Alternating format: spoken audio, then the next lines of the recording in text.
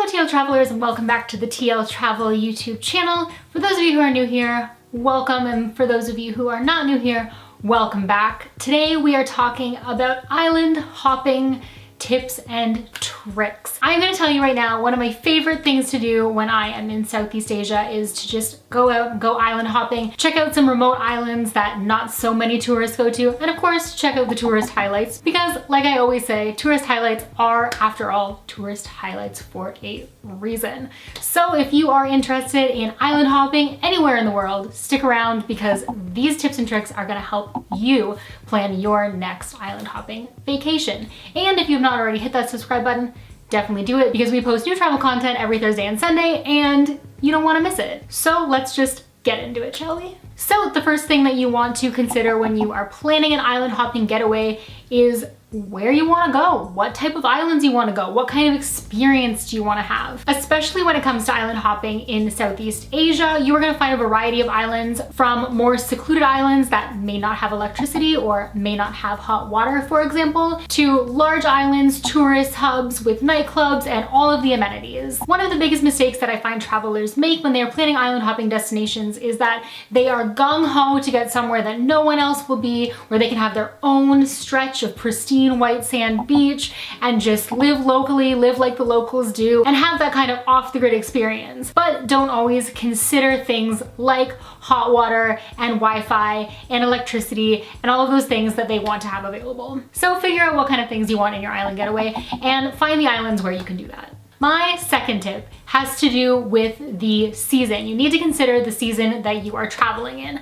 Not just because of weather, because obviously that goes without saying. No matter where you're traveling, you want to know if you're going to be traveling in high season, low season, etc. But especially for island hopping, and even more so especially for island hopping to islands that only have access by boat, the season can make a huge difference. Depending on how far the island is from the mainland, and also depending on what kind of traffic they get in high season versus low season, the availability of boats to that island may be less during low season, or in some case due to weather and tourism, may not even be available at all. I know for Derek and I, when we were traveling through Southeast Asia and Malaysia specifically, there was an island that we were really stoked to go to and spend some time on, and we actually ended up having to change our entire travel schedule just so that we could make it to that island in the right season, because if we got there in low season, we just couldn't go. Speaking of boats, my third tip is to research the boats that are available. From tiny little longtail boats to giant ferries to speedboats, etc. Depending on where you're traveling to, you're going to have a variety of different boats to choose from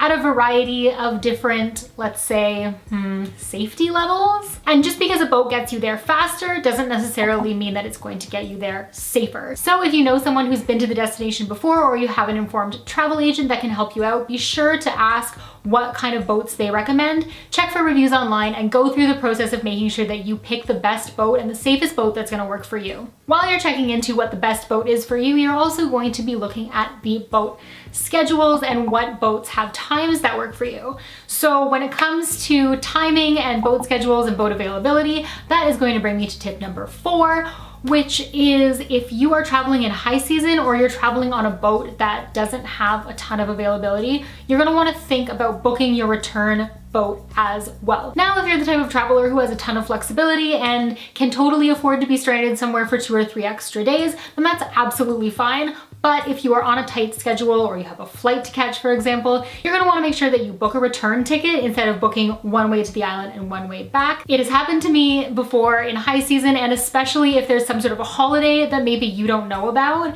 getting to the island on a one-way ticket and then needing a ticket back and realizing there isn't a ticket for you, honey. And it's not like when you're on the mainland and buses are full and you can just suck it up and pay for a cab.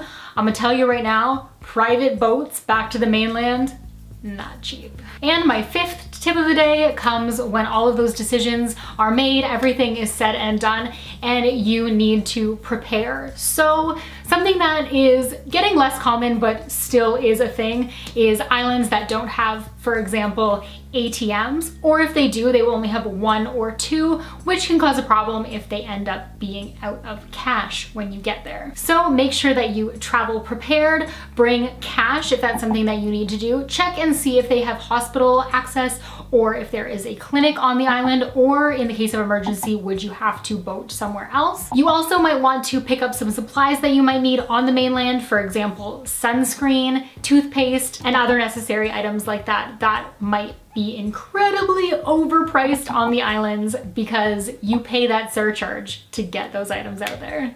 So that is it for me for today and my 5 tips to planning your next island hopping getaway. If you enjoyed this video, be sure to give it a thumbs up, and if you have any tips that you want to share or any questions that you have about island hopping, be sure to leave them in the comments below. If you've not already hit that subscribe button, definitely do it because we post new travel content every Thursday and Sunday. And until my next video, stay great, travel safe, and I'll see you guys then. Bye.